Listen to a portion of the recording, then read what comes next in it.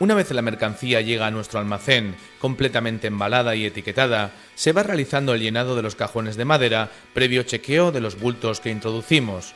Una vez lleno el cajón, se cierra, se etiqueta con el número de lote, la etiqueta identificativa del cliente y se etiqueta en el pasillo correspondiente del almacén. A continuación, registramos el número de lote informáticamente en nuestro sistema para definir la ubicación y el día de llegada a almacén. Cuando el cliente nos solicita que entreguemos la mudanza, se da de baja en el sistema y procedemos a la carga directa del cajón en el camión para su posterior entrega.